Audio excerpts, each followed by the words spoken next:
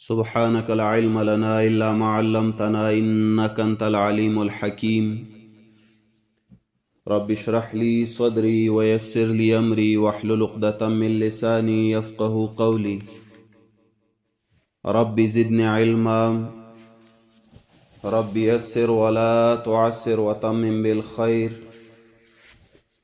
أعوذ بالله من الشيطان الرجيم بسم الله الرحمن الرحيم وإذ قلتم يا موسى لن نصبر على طعام واحد فادع لنا ربك يخرج لنا مما تنبت الأرض من بقلها وقثائها وفومها وعدسها وبصلها قال أتستبدلون الذي هو أدنى بالذي هو خير اهبطوا مصرا فإن لكم ما سألتم وضربت عليهم الذلة والمسكنة وباءوا بغضب من الله ذلك بأنهم كانوا يكفرون بآيات الله ويقتلون النبيين بغير الحق ذلك بما عصوا وكانوا يعتدون صدق الله العظيم. سورة البقرة مقصد بیان د څلورو مسلو: اثبات التوحید، اثبات الرسالت، جهاد و انفاق فی سبیل الله تعالی. سورت تقسیم دی په څلورو حصو. اوله حصہ سل آیتونه. په اوله حصہ کې اوله مسله اثبات التوحید ذکر کړي. اوله حصہ درې بابونه دي. باب اول شل آیتونه. په اول باب کې بیان دغه دریو ډلو کم چې فاتحه کې ذکرو اجمالا دلته مفصلو. باب دوم 21 نه یو کم څلوېښت پورې. په دویم باب کې هغه اصل مسله وه د دې حصې اثبات التوحید په عنوان د عبودو خو په خطاب عام سره. دریم باب د آیت 40 نه تر آیت 96 پورې. په دریم باب کې هماغه اثبات التوحید په عنوان د عبودو خو په خطاب خاص سره بن اسرائیل خاص کړي دي. دلته شپږ خطابات کې بن اسرائیلو ته. په اول رکوع به طور تمهید کې شپږ خبرې وي. درې پلیتې د یهودو چې هغه اصل د یهودیت و تحریف، کتمان حق، ترک عمل، او درې ښه صفات د مؤمنانو چې هغه اصل د ایمانو، صبر، صلات و ایمان بالآخرت. بیا اول خطاب د 40 نه تر آیت نمبر 2 پورې. په دې کې بیان دی د اته نعمتونو، دو نقمتونو او تتمه راوړي بالترغیب. اته نعمتونو کې تر دې ځای پورې مونږ ټول اته واړه نعمتونه لوستلي دي.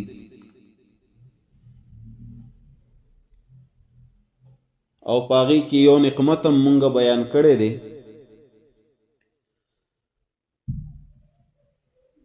اوس نننی سبق کې دا دویم نقمت دی، دویم عذاب دی په بن اسرائیلو باندې. آیت نمبر 1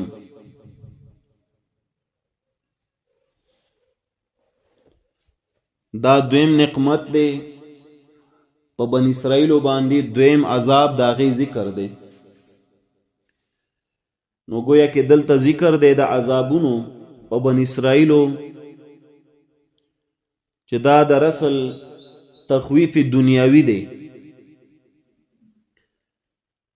دلته تخویف دنیاوی ورکوي په تبدیل نعمت. دلته دوی نعمت بدل کړی دی ځکه ورله یره ورکوي، ځکه په عذاب راغلی دی.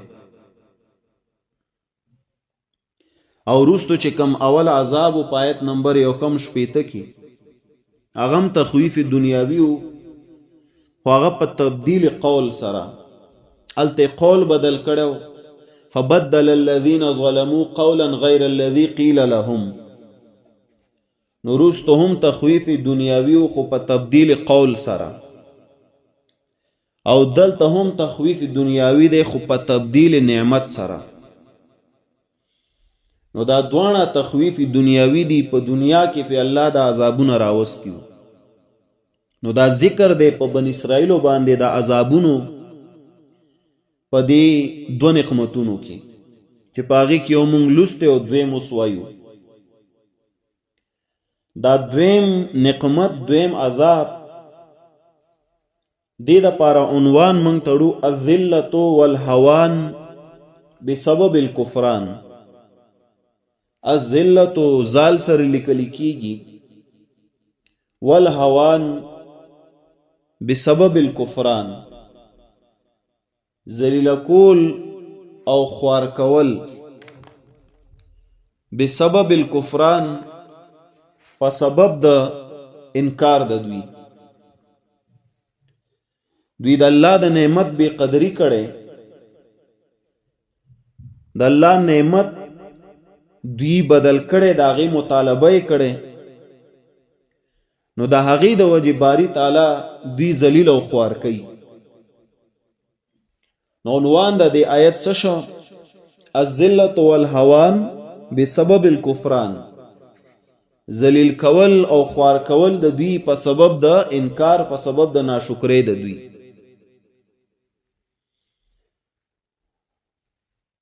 بله خبره،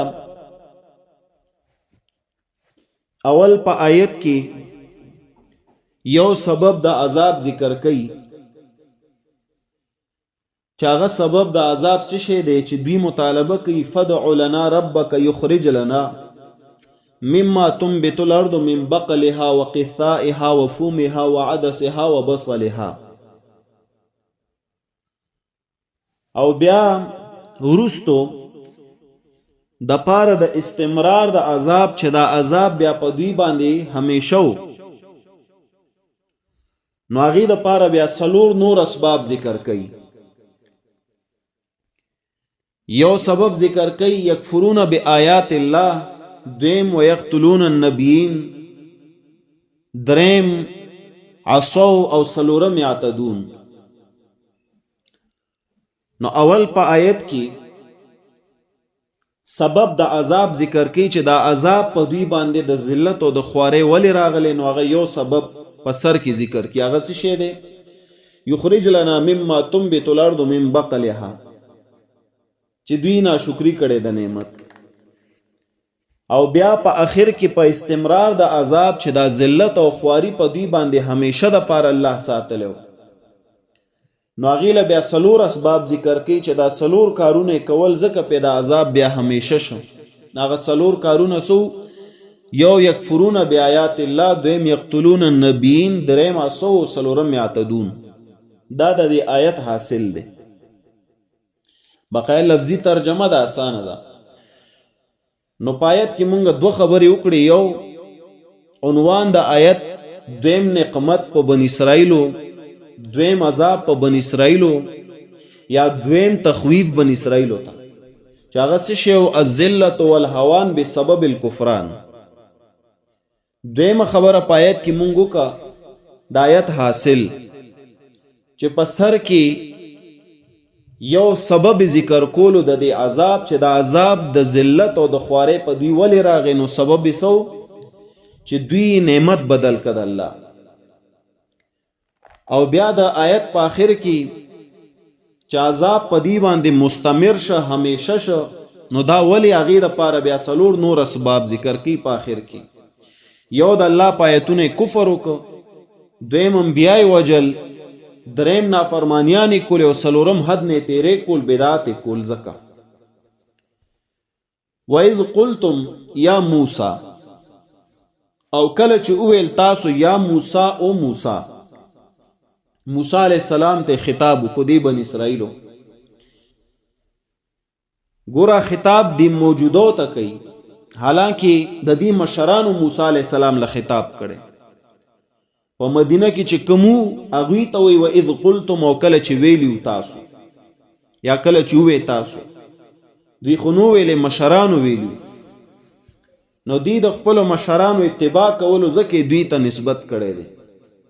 نو وَإِذْ قُلْتُمْ، او کله چې ویل تاسو یا موسی او موسی، لن نصبر على طعام واحد، لن نصبر، چری صبر نکو، هرگز صبر نکو، علی طعام واحد، په خوراک واحدن یو قسم. مانو لیکي چرې صبر نکو په خوراک یو قسم. دا سوال حقیقت کې معصیتو د الله د نعمت، معصیتو د الله او بقدری او د الله د نعمت، چې دوی ویل لن نصبر علی طعام واحد فادع لنا ربک. دا سوال چې الله نه وغواړه موږ له نور اشیاء راکړي، نو دا حقیقت کې د الله تعالی نافرمانی وه او د الله د نعمت بقدری وه.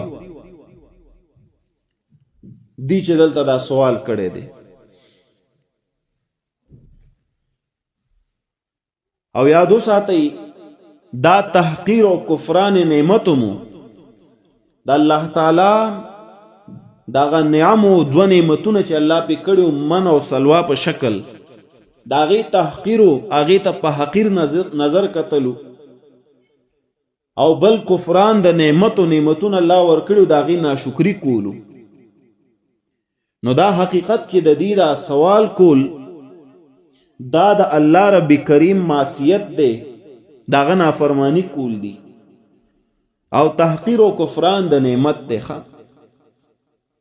نو دیو لن نصبر علی طعام واحد، چرې صبر نکو په خوراک یو قسم. ګوره په معنی کې ما جواب کړی، خو دلته که لفظي معنی کوي چرې صبر نکو په خوراک یو، نو سوال دلته بیا راځي. که لفظي معنی کوي سوال دا راځي چې دوی وی طعام واحد، خوراک یو، حالانکه خوراک خو دو شیئینو، یو من و دویم سلوا.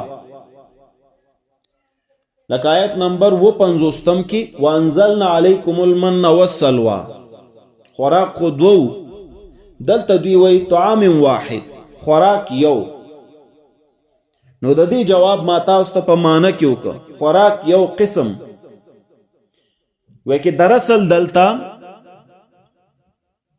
دلته چې دوی ویلی دي لن نصبر علی طعام واحد، دا څه دپاره ویلي؟ دا وحدت په اعتبار د عدم تبدیل سره و، دا وحدت په اعتبار د عدم تبدیل سره، په عدم تغیر سره. یعنی خوراک خو من او سلوا دو، خو هر وخت بمدا یو خوراکو، عدم تغیرو پکی، بدلون پکی نه راتلو، عدم تبدیلو پکی، تبدیلی پکی نه راتله، هر وخت بمدا یو قسم خوراک را کوزیدو. نو گویا کې دلته هغه شیئینو ته اشاره نه کوي، هغې قسم ته اشاره کوي. چار وخت دا منو سلوا منو سلوا منو سلوا یو قسم خوراک. لکه ته کور ته راشي غوښه پخوي او ورسره لوګاني، دوه شیایي، خو سهار ماښام سهار ماښام دا درکوي. نو ته کور کې څه وی چې دا دوه شیزونه هر وخت پخوي؟ نه، دا تاسو سب روزانه دا یو قسم خوراک هم پخ کړي. نو دا معنی ده لن نصبر علی طعام واحد، چرې صبر نه کو په خوراک یو قسم. دا یو قسم خوراک باندې مونږ نشو ټینګېدی، بس د مونږ له دې زړه شین که د پښتنو مشرانو که نه، پښتنو ته م یو 2 ورځې سر په سر یو شیز پوخ که په 3 ورځ درته وایي چې دا څه دغه یو سیز دی کتلی دنیا کې جوړ، نور څه نشته. نو دیم ویلو موسی په دې منو سلوا باندې خو زړه شین شه، نور اشیا نشته. موسی علیه السلام ته وی فدع لنا. ګوره یو جواب خدا مونږ وکړه چې دلته په عدم تغیر سره دی دا خبره کړې چې په دې کې تغیر ناراضي، تبدیلی ناراضي. نو ځکه دی ویلی دی طعام واحد. دویم جواب هم د دې یاد کړئ چې دلته دوی دا خوراک کول، نو دا خوراک د دوی اکلو مجتمعانو، یعنی یو ځای به خوړل. منو سلوا دا ورله الله داسې خوراک تیار کړو چې دا دواړه به یو ځای خوړل یو بل پسې. نو په دې اعتبار هم طعام واحد ورته ویلی دی. نو اول جواب مونږ څه وکړه؟ د عدم تغیر د وجې بدلون پکې نه راتلو ځکه طعام واحد ویل. دویم جواب مونږ څه وکړه؟ په اعتبار د اجتماع د دې دواړو خوراکونو دواړه به یو ځای کول ځکه ورته طعام واحد ویل. دا دوه جوابات دی یاد ساتئ. فدعو لنا ربک، فدعو دا یدعو معنی خواستن غوښتل. موسی علیہ السلام ته فدعو نو غواړه لنا مونږ د پاره ربک د خپل ربنا. دې ته وایي دعا المسأله. دعا المسأله چانه غوښتل خو چې هغه څه وي حی وي ژوندی وي. نو دعا الحی من الحی جائز. دعا غوښتل د ژوندي د ژوندي نه دا جایز دی. موسی هم ژوندی و علیه السلام، بني اسرائیل هم ژوندي وو. نو دی درخواست وکړو چې ته د الله نه وغواړه. نو داسې قسمه وسیله چې یو نیک کس وي او ته ورته وې ما له دعا وغواړه بالکل جایز دی. خو دا ضروري نه ده چې همیشه به ادنا پاسیږي اعلی ته وي. کله کله اعلی ادنا ته هم درخواست کولی شي چې دعا راته وکړه. لکه حدیث کې راځي عمر فاروق رضی الله تعالی عنہ روانو عمرې له، نو نبی صلی الله علیه وسلم ته ویل چې حضرت اجازت وی عمرې لزم. نبی صلی الله علیه وسلم ورته وی لاړ شه، خو ورته وی لا تنسنا فی دعائک یا اخی، لا تنسنا مونږ هیر نه کی فی دعائک په خپل دعا کې او اخی اور اوریا مونږ هیر نه کی. نبی علیہ السلام اعلی دی په مقابل د عمر فاروق. خو هغه ته بیا هم د دعا درخواست کی دعا راله وغواړه.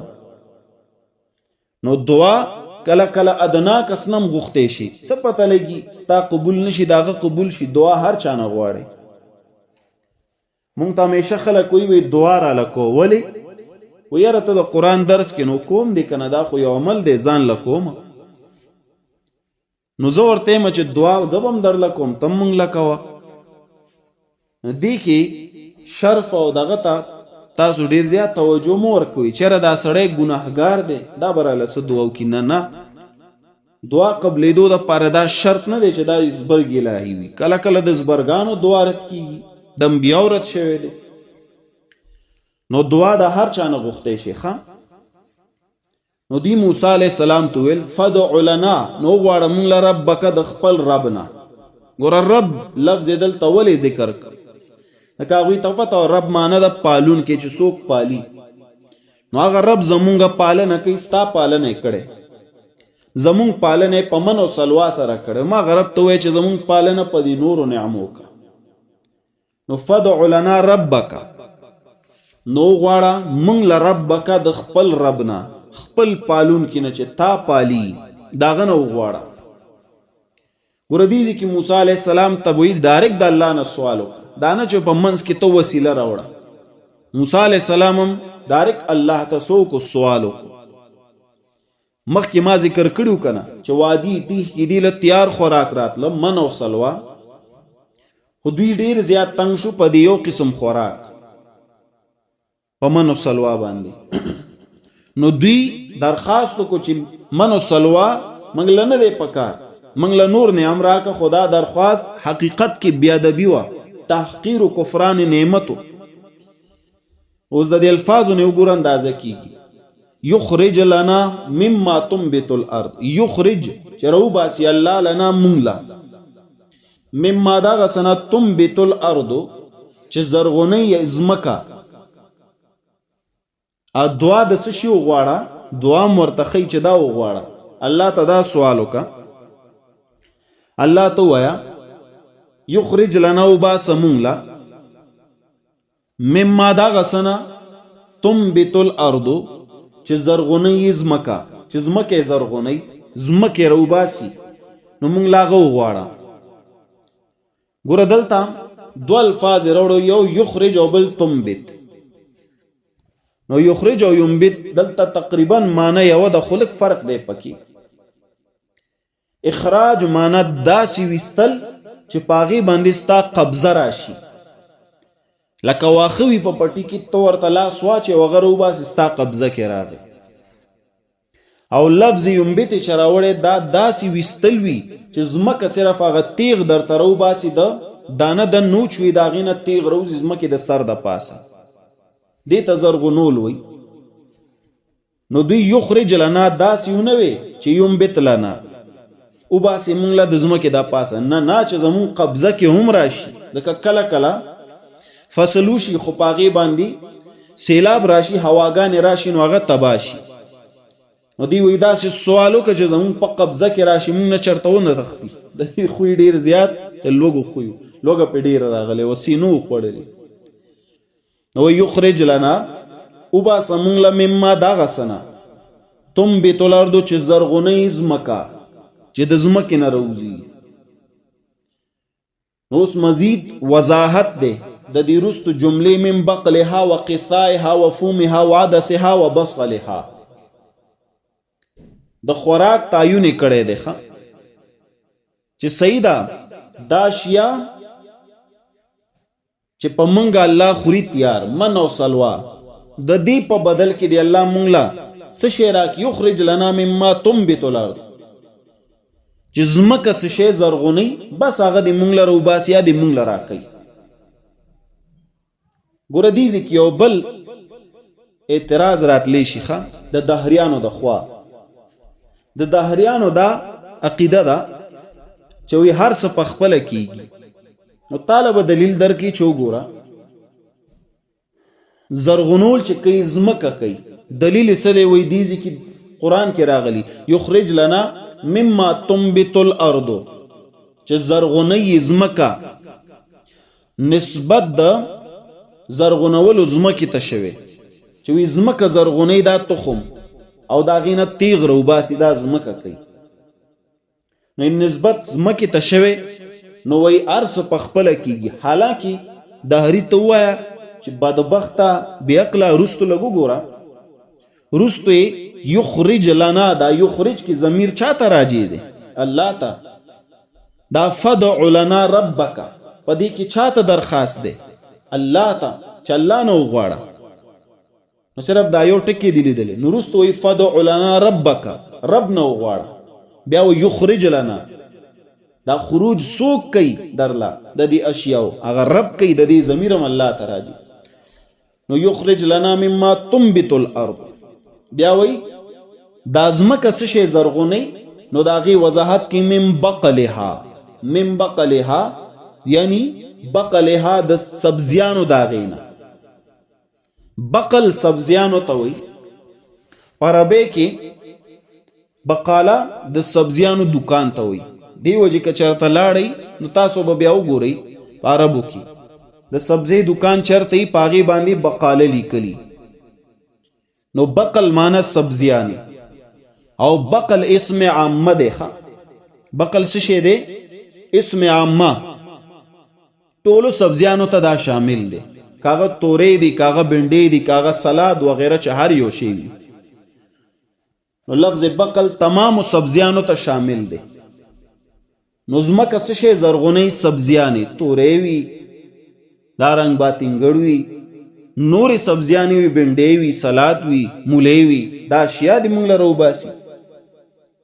نو من بقلها یعنی د سبزیانو د هغې نه د ځمکې د سبزیانو چې ځمکه سبزیانې راوباسي موږ له دې دا راکړي. بیا ورپسې ده وقثائها وفومها وعدسها وبصلها دا مزید څلور اشیا دي دام د ځمکې نه راوځي خو دا په تخصیص سره ذکر کوي دا بني اسرائیل. حالانکه بقل کې ټول شامل شو ټول د ځمکې نه راوځي سبزیانو کې دا ټول شامل دي سبزیانې دي. ځکه سبزي وایي هغه څیز ته چې سبز وي شینکي وي د هغې نه راوځي. دا مخې ته چې څومره اشیا ذکر کېږي هم هغه شینکي نه راوځي. خو څلور اشیا مخې ته قثائها فومها وعدسها وبصلها دا په تخصیص سره ذکر کوي. ګوره دی د خوراک تعین کړی دی خو داسې لګي چې دی ښه تکړه تکړه طبیبانو داسې خوراکونه یادوي چې په هغې کې حرارت هم او په هغې کې برودت هم نو هم ګرم و د هغې طبیعت او هم یخوالی پکې و، دواړه پکې و. اول لفظ بقل کې هم دا ټول شامل شو.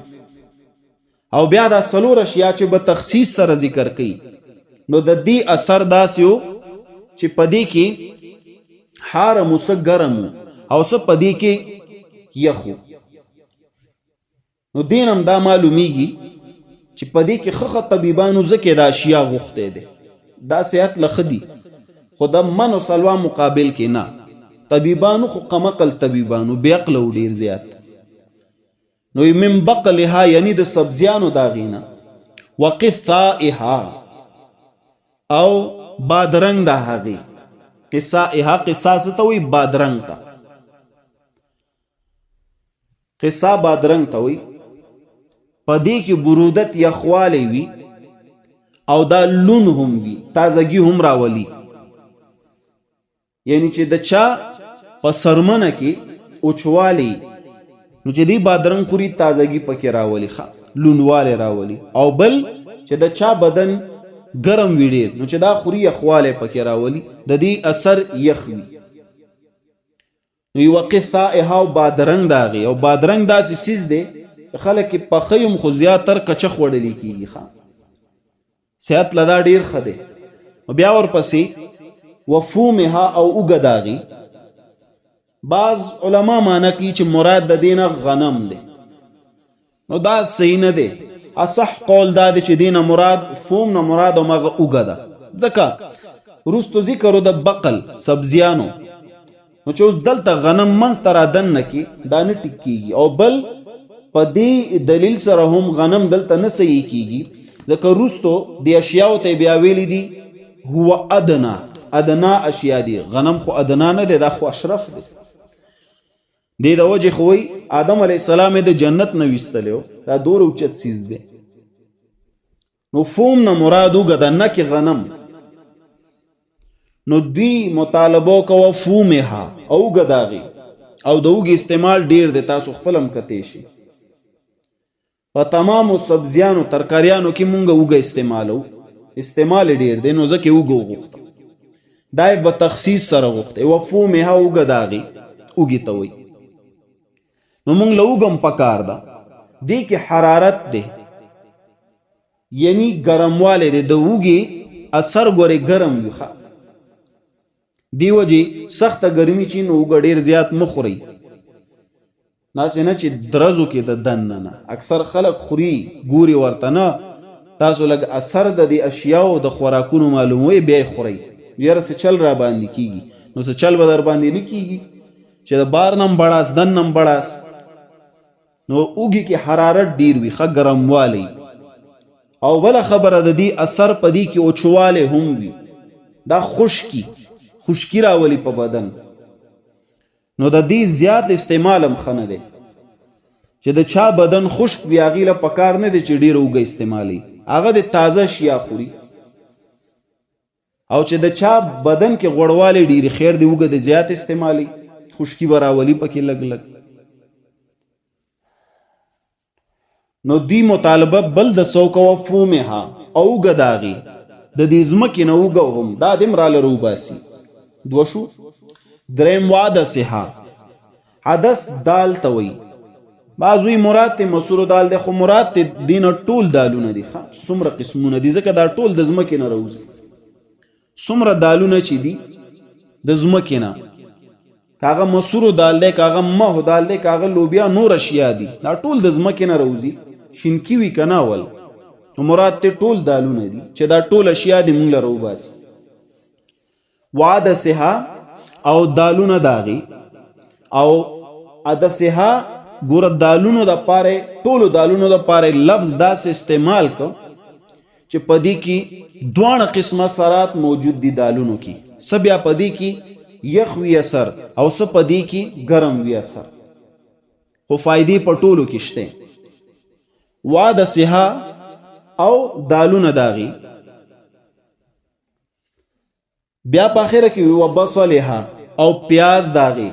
د ځمکې نه پیاز دې مونږ له راوباسي ځکه د پیاز استعمال هم ډېر دی. نو دی مطالبه د دې څلورو اشیاو به تخصیص سره وکړه. دې نه دا معلومیږي چې دا شیزونه ډېر خوښ وو او یا دا چې د دې استعمال ډېر دی، په دې اعتبار سره دی دا غوښتې به تخصیص سره. نو په آخره کې و بصلها او پیاز کې ګورې حرارت ګرموالی خدا دې چې لون دی. او زمونږ په دې دین کې دا یو اختلاف علما مخې ته کوي چې دا بصل او فوم پیاز او اوږه د دې کچه خوړل څنګه دي، حلال دي که حرام دي؟ بن اسرائیل له خو حلالو، مونږ له څه شی دی مونږ له وایي بعض پکې وایي حرام دی. دا خبره غلطه ده، حرام نه دی، فقط حدیث کې دوره ممانعت راغلی دی چې تاسو مسجد ته ځئ نو دا شیام مه خورئ، ځکه خولې نه ډېر اسخاب بدبویي راځي. چا چې اوږه خوړلي کچا او پیاز یې خوړلي کچا، نو چې ورنږدې شي نو تختهی دی، نو ته به خپله وایې چې دا اوس خبرې ورسره څنګه وکړم. نه خبره کوي نو ته په خولې او په پوزې لاس ایږدي. نو دې وجې حدیث کې من راغلی ده چې تاسو کله مونځ له ځئ نو پیاز او اوږه مه خورئ، ځکه څنګ کې یو تن ولاړ یو دا ډیکار کوي، نو ته وایې چې د مونځ نه سلام واړه وتښته، څخه بدبویې خوشي کړي. په مسجد کې دنم د دې خوړل نشته. راشم ملا صاحب ته چې په اعتکاف کې معتکف سره ناست دي او د پیاز اوږې له زور ورکړي او خوري، او تبلیغیان صاحبان چې وګوري دی چې بیا دا پیاز خرپ او خروپ راغستی کټکۍ او خوري، تب ورته حیران شي دا لا تبلیغ کوي، دا لا مولا امامتی کوي په مسجد کې، د مسجد د آدابو نه خبر نه دي، نو دا پکې مولا او بل پکې تبلیغی دی. نو پیاز او اوږه دا حرام نه دي، دا حلال دي زمونږ په شریعت کې، حلال دي. البته من راغلی چې د مسجد د وجې د مجلس د وجې دا مه استعمالوي، ځکه ډېر بد اثر غورځي. البته چې بیا پخی نو بیا خوند کوي، بیا خولې نه بدبویم نځي. نو د دې څلورو اشیاو مطالبه دی بن اسرائیل وکړه، من بقلها یعنی د سبزیانو نه، او بیا سبزیانو وضاحت کوي چې هغه څه شی دی. وقثائها او بادرنګ د دې ځمکې، او بادرنګ داغې وفومها او اوږه داغې، وعدسها او دالونه داغې، وبصلها او پیاز داغې، دا اشیا دې مونږ له راکي. نو ګوره دوی حقیقت کې داسې لګي چې د الفاظو ته ګورې چېرې دوی خو مطالبه کړې جایزه مطالبه، خو حقیقت کې دا تحقیر او کفران نعمت دی. چرته ته دا بقل بادرنګ اوږه پیاز او دالونه او چرته دا روستو من او سلوا، نو تا هغه وګوره او دا وګوره، د دې موازنه ته وکړه. دا خو دې تحقیر وکړو، د هغه روستو نعمت د هغې ناشکري بې قدري وکړه. دې وجې د موسی علیه السلام په خولې باندې الله ورله زجر ورکړه، قال اتستبدلون الذي هو ادنى بالذي هو خیر. دا زجر دی دوی له، دا اوس دوی له زجر شه. قال وی موسی علیه السلام اتستبدلون، آیا تاسو اخلی الذي هغه سیز هو ادنا چې هغه معمولی دی، بالذي په بدله دا هغه سیز هو خیرون چې هغه بهتر دی. دا زجر شدیله، لکه دی تحقیر د نعمتو کو، کفران نعمت وکړو. موسی علیه السلام په خولې الله ورله زجر ورکړو چې تاسو داسې سیز بدلوئ چې هغه ادنا معمولی ده په بدله د هغه سیز چې هغه بهتر دی. بهتر څه شي ته وایي؟ هروست من او سلوا ته. ادنا څه ته وایي؟ د بقل قصه او فوم عدس او بصل ته، دې ته ادنا وایي. قال اتستبدلون، اتستبدلون کې دا حمزه دې ته استفهام د توبیخ وایي. توبیخ استفهام در اصل سوال ته وایي، ښه سوال کولو ته. نو استفهام د توبیخ نه مراد داسې سوال کول چې هغه ملامت کولو د پاره وي، شرمولو د پاره وي.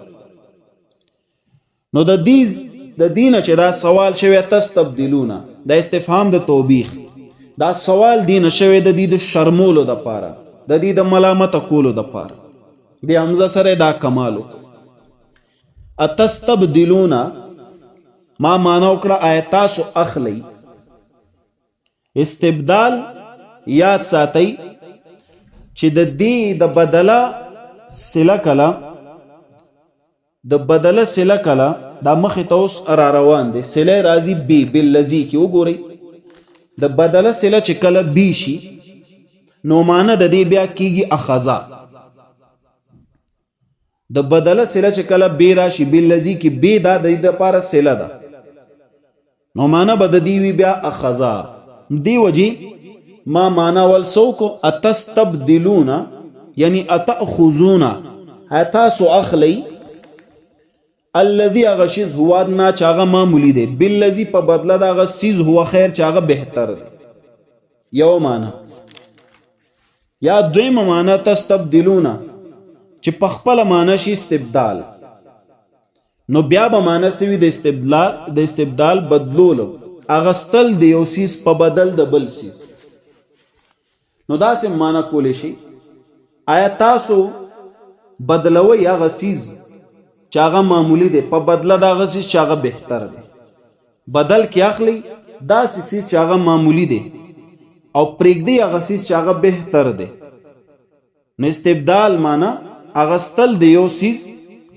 او پرېښودل د بل سیز دواړه معنی کولی شي خو د اوله معنی غوره ده قالوی موسی علیہ السلام تستبدلون آیا تاسو اخلی الذي هغه سیز هو ادنا چې هغه معمولی دی ادنا چې هغه څه شی دی معمولی ګوره په دې کې لفظ ذکر ک ادنا نه مراد هغه مبدل دی چې کوم سیز دی اخلی مبدل هغه بقلو او ورسره هغه نور سلور اشیاء موسی علیہ السلام ورته سوی چې تاسو اخلی ادنا ماخوذ دی د څه شي نه د دناعت نه ادنا ماخوذ د دناعت نه معنی د دې د رذالت مراد تخکته شیزونه شو هغه سیزونه چې د هغې درجه ښکته یي دا ماخوذ دی د دناعت نه مراد تی رذالت د ښکته شیزونه نو ښکته شیزونه ادنا کې اشاره د ښکته اشیاو ته وشوه د هغې درجه یې درته ښکاره کړل لفظ ادنا چې د هغې به څه درجه وي دا یې درجه دا ده چې الله درله کوم اشیا درکړي دي ډېر اوچت او دا ډېر زیات معمولی دي هو ادنا بالذي دا بالذي داغه مبدل به دی بالذي کې اشاره مبدل به ته کوي مبدل به نه مراد من او سلوا ده نو تاسو من او سلوا غوندې لوی سیس پرېږدئ او دا ادنا اشیا اخلئ بالذي په بدله د هغه شیز هو خیرون چې هغه غوره دی هغه بهتر دی ګوره قرآن ورته په خپله بهتر ویښ او یقینا چې بهتر دی بهتروالی غوروالی په څه کې دی ګوره من و سلوا خیر دی او دا بقل ورسره نور اشیا ادنا دي ولی څه وجه ده ګوره وجوهاتو ته یو خو د دې قیمت چې وګوري نو قیمت د من و سلوا زیات دی په نسبت دغه سبزیانو دویم من و سلوا احسان د الله په دوی باندې تیار خوراک ورله راتلو احسان د الله د خوانه او دا سبزیانې وغیره دا مشقتو په دی باندې دریم من و سلوا ذایقه ډیره ښه ده په نسبت د دې سبزیانو ته چرته لاړ شه مړز وخوره او چرته ټیپر وخوره پته به درته ولګي بل من و سلوا مکمل طیباتو پاکیزه و ډیر زیات لکه تیار ورله راتله پاک او سبزیانې د هغې مقابل کې مکمل پاک نه وي روباسې وي وینځې وي صفاکې وي کټکې وي خو بیا به پخې او بیا به خوري بل غوروالی د من و سلوا د طاقت په نگاه سره طاقتور هم ډېر دی ښه د سبزیانو نه یو خو دا ویجیټیرین هندوانو کې ویجیټیرین هغه چاته وایي چې هغې خالی سبزیانې خوري دا ماته هغه بن اسرائیلیان ښکاري. او یو زمونږ مسلمانانو کې ویجیټیرین پیدا شوي دي، دیم د غوښې نه ډېر لرې ګرځي، و یاره غوښه ښه شی نه وي. ولې؟ نو د بعض هندوانو نه متاثر شوي دا په دې جاندارو باندې ظلم دی چې حلالۍ ذبح کې. نو ته چې دا واښه ماښه کټ کې، دا سبزیانې کټ کې، دا خو هم ژوندي وي که نه؟ ستا خپل ساینس وایي چې دا ټول ژوندي دي، حیات. نو په هغې هم بیا زړه خوږه و، هغه هم مه کټ کوو، بس همداسې ته هم کښېنه، مونږ به هم کښېنو. بهی طاقت په دې اشیاو کې ډېر دی. لکه دیزې کې د غوښې طاقت یو خوا، د دالونو طاقت بل خوا. الله ورته غوره وایي، الله ورته بهتر ویلی دي. ساینس هم چې وګورې هغه ورته غوره وایي، بهتر وایي. په هغې کې انرژي ډېر زیات وي، پروټین پکې ډېر وي په مقابله د دالونو. نو چرته د غوښې پروټین او چرته د دالونو پروټین. او دا بدبخته بن اسرائیل دوی هغه غوښې پرېښودې او دالونو پسې لاړل، ځان یې غرق. که دوی پې غلي وو کېدی شي موږ له هم تیار د اشیا راتله، اوس به ناست ورته خوړل بم. الله ورته فرمایي د موسی علیه السلام په خولې، اتستبدلون الذي، آیا تاسو اخلئ هغه شی هو ادنا چې هغه معمولي دی، بالذي په بدل د هغه څیز هو خیرون چې هغه غوره دی. تاسو من و سلوا پرېږدئ او د مسورو دال اخلئ، دا نور دالونه اخلئ، خورئ اوس لګیا یې. اهبطوا مصرا فإن لكم ما سألتم. اوس دا بیا زجر دی دوی له یو قسم ښه، زی کوشئ ورک شئ. دا په کوم ځای کې چې ولاړې دا اوچت ځای و ښه، دې وجې دلته لفظ اهبطو یې راوړو. اهباط ځکه وایي چې دوی د اوچت ځای نه ځي ښکته ځي ته. نو اهبطو اهباط معنا تلل د یو اوچت ځای نه ښکته ځي ته. نو دې وجې ورته اهبطو، کوشئ لاړ شئ د دې بره ځای نه، ښکته شئ، ځئ ښکته، ذلیل یې ښکته ځای کې ګرځي را ګرځي. اهبطو مصرا، کوشئ یا لاړ شئ مصرن یو کلي ته. مصرن دا لفظ ګورې در اصل دا غیر منصرف وي ښه، منون نه وي، بغیر د تنوین وي، خو دلته په دې باندې تنوین راغلی دی. مصرن دا غیر منصرف اسم دی، دا منون نه وي، غیر منون یعنی تنوین پې نه وي. دا دوه زبر چې درته ښکاري دا تنوین دی، دا پې نه وي، غیر منصرف اسماو باندې. خو دلته په دې باندې تنوین راغلی دی د پاره د عمومیت د دی چې د دې نه مراد عام یو کلی دی، نه کې مصر دی د فرعون والا. عام یو کلی ته ورله اشاره وکړه چې لاړ شي دې کلی ته په تنوین سره. او سوال دا راځي چې مصر لفظ ولې راوړو؟ دا در اصل دوی ته یاد دهاني کوي چې په مصر کې تاسو خو وی دا نخري خو نه وی کنه، هلته خو نوکران وی چې صدر ته ملاوي دا بم خوړه، ټټېګانې بم صفا کولې، زمیداره بم کول واغویله، لارې کوڅې بم جاړو کولې، ذلیله وی ذلیله. نو اشاره ورته کو، زجر ورکول.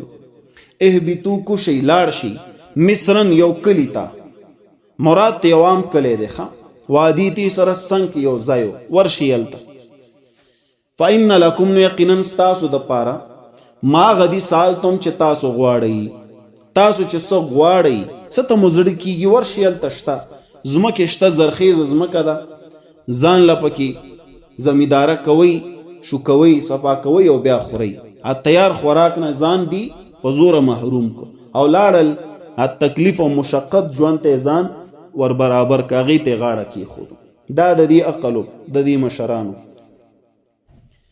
الله ورته فرمایلی اهبطو کوشئ لاړ شئ مصرن یو کلي ته، فإن لکم ما سالتم، نو یقینا ستاسو د پاره ما غدي سالتم چې تاسو غواړئ، چې څه غواړئ، اوږه غواړئ، بادرنګ غواړئ، ټیپر غواړئ، چې څه غواړئ هغه شته. وضربت علیهم الذلة والمسکنة وباءوا بغضب من الله. دیزی کې ذکر دی داغه نقمت، داغه عذاب، ذکر دی دا عذاب، داغه نعمت، داغه نقمت. د دې لپاره یو سبب رستو ذکر شه چې هغه څه شی و، هغه استبدالو داغه غوره نعمت په یو ادنا نعمت باندې، بدلولو د یو بهترین نعمت په بدل د یو ادنا نعمت. دا د دې دپاره سبب وخه چې دوی باندې الله تعالی مهر د ذلت او د خوارۍ ووهلو. د څه د وجې؟ د دې د وجې چې دوی د الله د نعمت ناشکري وکړه، اوچت څیزې پرېښودو، یو ادنا یې واغستو. همیشه دپاره الله داسې کوي چې اوچت څیز پرېږدي او ادنا پسې منډې وخي، نو الله به دې ذلیله کوي، ښه خوارېږي به. لکه اوس تاسو الله قرآن درکړی دی که نه، قرآن او درس درته کیږي، د کم ځای نه درس درته کیږي، لګیا یې په کور کې په آرام ناست دي، که د دې بې قدري چا وکړه یاد ساتئ او ادنا اشیاو پسې نورو کتابونو پسې منډې والې، خدای به ترې داخلي او ذلیله کوي به. قرآن په تمامو نعمتونو کې اوچت نعمت، یا خوراکونه وي، کور وي، ګاډې وي، کپړې وي، هر یو شی وي، خو ته د هغې په بدل کې نورو ته د سترګې وي چې الله درله څه درکړی، په هغې شکر وباسه، شکر ادا کوه، الحمدلله علی کل حال وایه. ګنې د الله تعالی غصه ګورې په دې مقام کې بیا ډېر زیات وي. لکه تاله یو څیز پلار درکړي او ته اخ وی وغورځئ چې زه یې نه اخلم، نو هغې درله نه ماتوي، بیا به وایي چې سترګې دې روزي نه یې درکو. او دا په خپل هم تاسو ځان وګورئ، چاله یو شي زور کړي او هغې وانخلي، بې قدري وکړي، د هغه زړه خفه شي، بیا به یې رانه هم نه ګوري. نو په دې باندې دا مهر د ذلت او د خوارۍ الله ووهلو. د هغې دپاره سبب سو د هغه استبدال د نعمتو، د یو خیر نعمت په یو ادنا باندې، او بیا مخې د وباو بغضب من الله، استمرار په دې باندې غصه و د الله د عذابونو. نو هغې دپاره بیا څلور نور اسباب دي. نو وضربت علیهم الذلة والمسکنه، په دې باندې هم لږ وضاحت شته، مخکې په دې آیت وضاحت شته انشاءالله، دا به بیا سباني سبق کې وایو، ترجمه به بیا سباني سبق کې وایو. وصلی الله تعالی علی خیر خلقه محمد و آله و اصحابه اجمعین برحمتک یا ارحم الراحمین.